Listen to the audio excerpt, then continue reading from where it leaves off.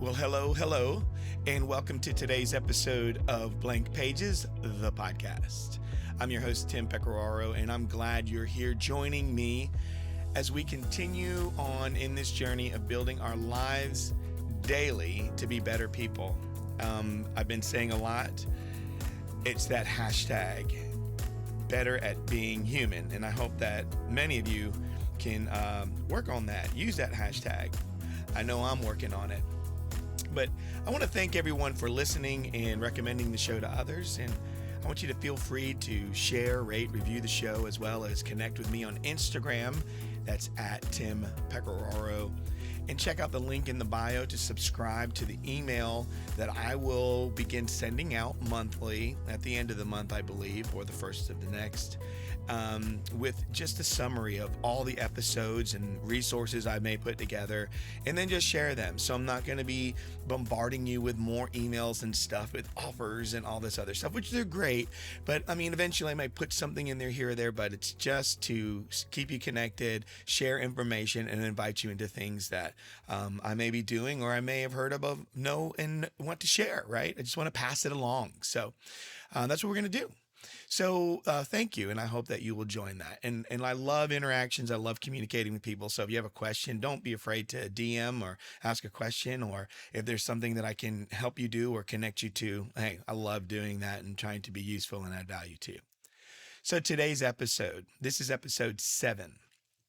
And I'm naming this, I believe, We Still Want Certainty, right? We want certainty. We want to be certain that the things that we say that we believe that, you know, they're true, they're real, they're going to work. How do we know, right? Well, typically we don't know until we get there. But wouldn't it be great if we could just start off a little better, that we could start by, I don't know, moving in the right direction, and then figuring things out as we go, or solving the problems as we go, but just knowing that we're on the right track. So I want to pick up with what we were doing last week and applying a belief hypothesis to the core human needs, right? And I think I'm going to focus on 6 of them. So we know Maslow's hierarchy of needs. It's a big one, but I love one that Tony Robbins uses, the 6 core hierarchy of needs, or the 6 core human needs. And I really think they make a lot of sense. And that's where I learned a lot of that from, but man, it's been helpful. So to set it up, let me just start by saying this. Imagine for a moment you're on a road trip and you're navigating with a map, let's just say from your middle school or your high school years. And this map was once a reliable guide, and it's now outdated. Its routes no longer reflecting the world as it is today. So now for me, that would have been in the 80s, right? And so I was making road trips when I was driving using atlases and maps. I was leaving from Connecticut going up into New England, and I would go watch, go to Foxborough Stadium, and I saw, that's the first time I saw U2, drove up there with friends, and this was the Joshua Tree tour, and it was amazing. But we used maps, and then I drove from Connecticut to Florida, and I did that several times. And I mean, doing that in one drive, right? Just stopping to use the bathroom because you don't know any better. But man, you're just driving. You don't know where everything is. There's not all this guiding stuff, but you had a map, right? And that's what you used. But since then, the highways have changed. There are new roads that have been built, and old paths have vanished, bridges, all kinds of stuff, different ways things turn and go. This is much like the journey that we take in our minds as we grow and evolve. Our beliefs and our understanding are formed in the past, and they were formed in the past, and they were accurate for that time, a lot of them. There were very healthy beliefs that were very, very accurate, or they were foundational and they needed stuff added to it. Well, the thing is what did we add to it, right? What types of things show up? You can't, just like they can't control everything. They do themselves a favor by creating rules that say, hey, you have to take care of properties, take care of roads, like all these things. And there are ways to make things stay fit and healthy and look beautiful, and roads and their structure and all that stuff. It's just important, all that maintenance, right? But when you ignore stuff and you create shortcuts, and the next thing you know, people are driving through neighborhoods to avoid something else. These are the things that we also do in our lives. We take something that was true and tried and true, and then we begin to make variations, right, off of that. Obviously, in this example I'm using, we now use digital tools, right? But I want to keep this going as it is inside of you, right? Inside your map system. There are maps that you used in your early life and early stages of lives to navigate. But as you travel through the highways of your mind, you encounter these new experiences, new information, and new perspectives. This new knowledge is the updated map that we need to reframe our beliefs. No different than updating your phone. You need to update the map in your mind, ensuring that they're relevant and useful, right? These maps, these beliefs, that they're helping you and they're relevant and useful in your current life or context of your life. So in this episode, we're going to explore the importance of revisiting and revising our mental maps. Just as a traveler wouldn't rely on an outdated map to navigate new territories, we shouldn't rely on our old beliefs to guide us through the evolving landscapes of our lives. We need fresh information, current perspectives, and an openness to change. So these like that openness to change. It's the essential components. I would say when we get fresh information and the new perspectives and this openness to change, then that is the essential components, I believe, for developing a growth mindset in order for us to go to the next level. So as we go in today, I hope you'll join in as we go into ways to update the mental maps, drawing connections between our past beliefs and the new roads of information that are in front of us, that are before us right now, in the front, the windshield, in that direction, moving forward. So we're going to journey together. We're going to embrace the changes and challenges and steer towards a path of continuous growth and understanding. Okay. So let's do this, because I believe this type of understanding and embracing the uncertainty that I know is in front of us at times, it's not just a challenge, but it's the opportunity for personal growth and development. So here's how we can navigate this path. So what I want to do is give you this in two parts. So this is the part when it's handling the uncertainty in beliefs. All right. And so there are 5 things that we're going to do, and I'm just going to list them out, and then I'm going to pull a little story together to show how an individual, well, just using a story, uses this belief hypothesis to reframe, to get better with the uncertainty as they deal with the things that they need to work on regardless. So even if we're uncertain in our beliefs, we still need to work towards some sort of certainty that's going to help us to take steps forward. And it's a challenge.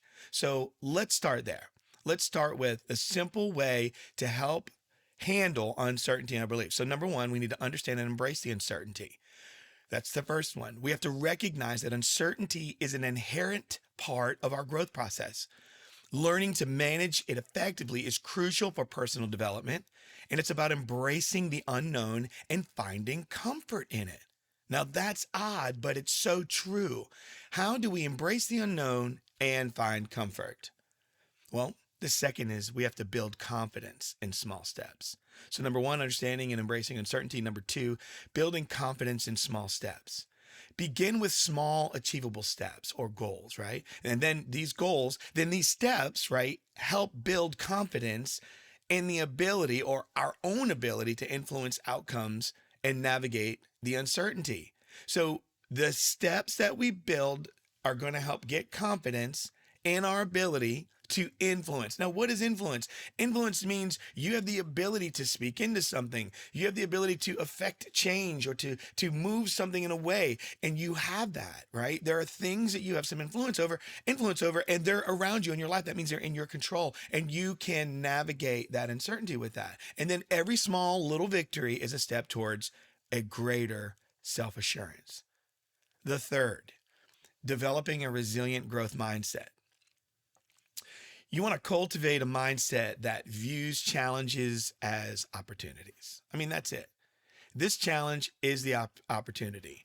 I like to say the challenge is the opportunity, the obstacle is the way, and pressure is our privilege. Understand that our abilities and our comprehension can grow and adapt through perseverance and facing the difficulties head on. Sometimes it's hard to have hard conversations. And I encourage people, don't include the world. Don't go tell everybody. Don't go trying to ruin somebody in something. And that happens in offices all the time. People tell everything on people and they just need to stop. And it's not their job to do that. People need to just focus on being an expert in their own life. Unless it has something to do with you, stay out of it. Because here's the thing, most people are making snap judgments without all the decisions. And just because you're closer to an individual in the office that you hear things from and you think, well, I have no idea. I don't know why that wouldn't be true. Well, because you don't know everything. That just happens. But you have to go through it. You have to be the person that no matter what, it's a challenge to get involved. It's a challenge not to, but persevere. Do the hard thing. Have the conversations. Talk directly with people. Do it in a kind, respectful way. But take that long walk down the short hallway, whether it's at work, whether it's with friends, family, however, just have a conversation and look for, especially if you want things to be better. The fourth is tools for resilience and anxiety management. You want to introduce practical strategies to manage the anxiety that often accompanies uncertainty. Oh my goodness, right? That is a lot right there. So, I think about exercise and things like that can help. Believe it or not, for me, drinking lots of water, some tea, reading a book, and journaling are the things that have kept me away from sometimes in the past where maybe I needed some sort of medicine to help me to relax or focus or whatever. And I don't judge people when they need those things. It's part of a journey and everyone's got their own thing.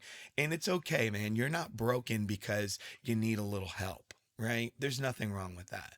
I'm a believer. I believe God helps me. I believe that that there's a relationship you have with God, and you have a Savior in my world, and there's the Holy Spirit. There are these parts of my life in my spiritual realm that help me, but then also I have relationships and friendships that are in there. So from the core level all the way coming out, what are the things that are going to help me to, be resilient and deal with anxiety, right? So I want to get a resilient growth mindset. I want to make sure that I'm developing the right stuff so I can take things head on, but I also want to be able to deal with the anxiety that often accompanies my uncertainty. And that's why I need the tools for resilience and anxiety management. This involves learning emotional regulation. Oh man, how to get myself to relax and practicing mindfulness to maintain a more balanced state of mind. And we can go deeper into these in the future, but there's so much you can look at: how to work on my emotions, how to regulate my emotions. Just do a simple Google search and start there. Look at sources like Psychology Today. Look up authors like Dr. Henry Cloud, who I believe brings a great balance to that type of stuff. Just go find sources and start learning it. It's going to be so valuable and so rewarding when you invest in yourself in that way. And the fifth thing here, under part one of handling uncertainty in beliefs, is forming evidence based beliefs. So I'm going to encourage you form these beliefs that are grounded in evidence and personal experience. Now, I mean healthy ones, not the ones that say every time I'm around this person, these bad things happen, right? That's evidence to tell you maybe you ought to look at who you're hanging around. So that would still be a belief that I need to look at the relationships that I have and the people that I'm with, and I need to see if we're aligned and heading in the right direction. And I have enough evidence now to build a belief that that is the way I do that moving forward based on now I have a new belief that I'm going to ground in, and this is based on my personal experience. This approach will foster a practical and adaptable belief system that will steer you away from rigid and unfounded ideas. Some people are stuck in rigid things. Some people don't know how to break away from the way other people are thinking. Some people only take on ideas. I see it in a lot of the movements, especially in social settings. There are a lot of people that, as me as a minority, as a person who, in which I'll have an episode of that in the future talking about that, but as a person who I'm qualified for minority status, but people don't recognize me as that because I don't claim one thing over another. That is a rigid belief. People believe that I'm supposed to choose. And I choose all of me and not just a part of me. To me, it's a disservice to my mother to not claim her as much as I would my father, and vice versa. So just keep that in mind. Make sure you're steering away from rigid and unfounded ideas. Just be very careful. So now let's just get into how to apply these core needs. Okay. So, what did I give you as a layout to handling uncertainty and beliefs? Number one, understanding, embracing uncertainty. Number two, you want to build confidence in small steps. Number three, develop a resilient growth mindset. And number four, tools for resilience and anxiety management are going to be needed. And number five, you want to form evidence-based beliefs moving forward. All right, so now let's apply these. And I'm going to call this, it's a story. I'm going to use a person named Maya, and this is a journey to fulfillment. And so I'm going to take Maya's story and put it into the core needs so that I will show you a way to build a belief hypothesis in each of the needs using a story. And the message would be in each one. So there's a story. The story is this person, Maya, and all this stuff, right? But what's the message? The message, and how does she do these core human needs? There's going to be the message part of it. The story is the story, but what's the takeaway in the message? So here we go. So in a bustling city, right, we'll just use that term, lived Maya, a young software developer. Maya's life was a series of routines: work, home, and the occasional coffee with friends. But beneath this veneer of normalcy, she felt something was amiss. One evening, while reflecting on her life, Maya stumbled upon a concept called belief hypothesis, or the belief hypothesis. It proposed aligning one's actions with specific beliefs to enhance core human needs. Intrigued, Maya decided to apply these principles to her life. And so this is what happened. Number one, that need of physiological and safety need. So here's what Maya did. Maya always lived paycheck to paycheck, which caused her constant anxiety. She adopted the belief managing my resources effectively will ensure my basic and safety needs are met.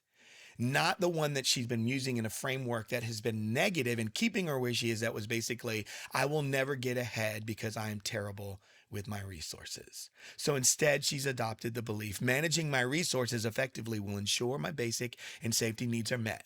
She created a budget because of that, started saving, and soon the financial stress that clouded her life began to lift. The second core human need, love and belonging. Despite her busy life, Maya felt lonely, remembering the hypothesis.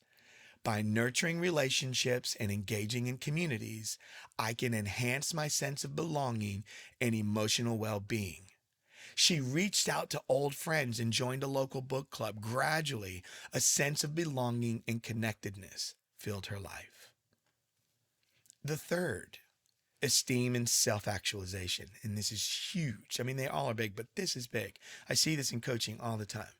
Maya was good at her job, but never felt fulfilled. She recalled, self-esteem grows when I acknowledge my achievements, and self-actualization is reached by pursuing goals that align with my true self.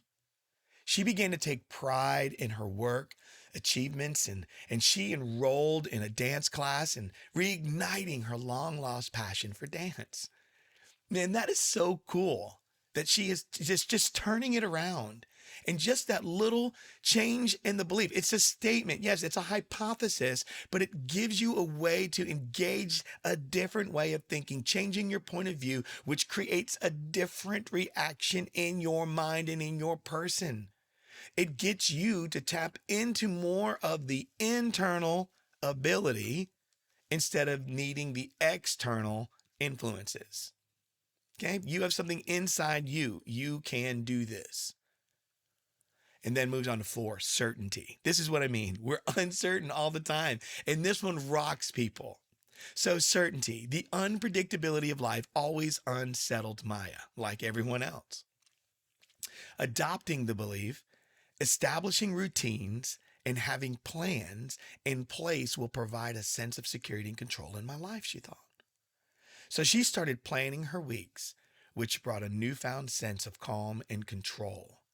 So where do you introduce predictability instead of unpredictable? What can you do? And number 5, It's growth. Maya realized she had been stagnant for too long, embracing the thought, seeking new experiences and knowledge will, will continuously contribute to my personal and intellectual growth. She started reading extensively and she started attending just workshops, which opened her mind to new ideas and perspectives. And number 6, contribution. Maya felt a lack of purpose, guided by the belief contributing to the welfare of others or the community will enrich my life with purpose and connection. She began volunteering at a local shelter. And this is not the one thing, but it didn't just do one, it didn't just make her feel like she's contributing, but it not only brought her joy to her, but it also, how do I put it? It just made her feel like she's bigger than something it's something bigger than herself. It's much larger than herself. So let me try to say that just a little better. I mean, I'm so excited about when you feel like you can contribute to others, realizing that things are much bigger than yourself. When you get involved, that's why I love coaching sports and team sports. It's not to have just talented people, but it's talent and character. It's people that have the gift, but also when they're tired, they work hard. Character keeps them working hard. Character keeps them from quitting on their team. Not just the talent, because talent, you're always going to meet some other people where talent's just not going to be enough. So you have to get into where you build and you get in community and you stay connected and you have purpose with it. And it's going to bring you so much joy, but you're going to get a sense of contribution because it's bigger than you. So as months passed, Maya's life transformed. Where there was once monotony and uncertainty, there was now vibrancy and purpose. She realized that by aligning her actions with her core human needs, she could live a more fulfilled and balanced life.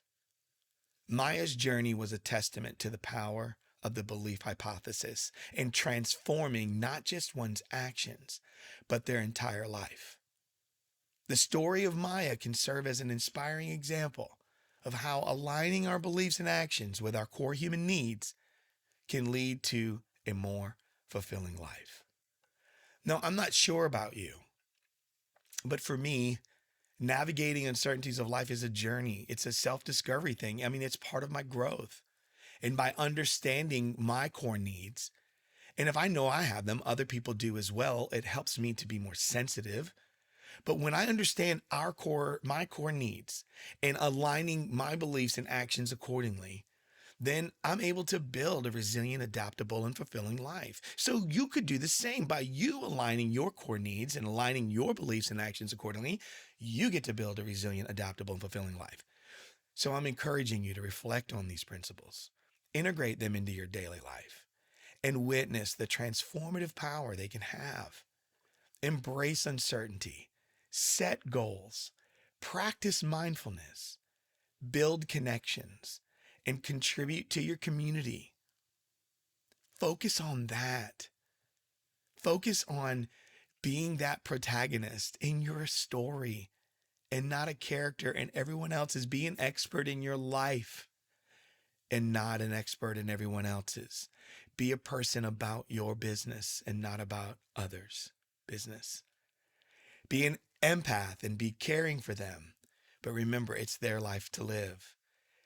Don't wave flags for other people. Don't push all this stuff for others. Represent voices that need support, yes. But don't be the one out there doing more for everyone else, cheering their life on and failing or neglecting to cheer yours. So let's embark on this journey together. Cultivate a life of growth, resilience, and fulfillment as you move along and as you move ahead. Take some time, review these. They are true core human needs. They will be listed in the show notes. But remember, it's physiological and social and safety needs. That's the first. Second is love and belonging. Third is esteem and self-actualization. Fourth is certainty. Fifth is growth. And sixth is contribution. I hope that you will find this helpful and useful. That is my word for the year, is useful. Like one of them, and that's the right at the top, just useful. And trying to make sure that people can have tools that'll help them along the way, wherever you are. I may never meet you, and that's totally fine. Just go out there, Fill your blank pages. Make a difference in this world because you can. You were meant to be an individual. You were meant to self-actualize and see what you can do.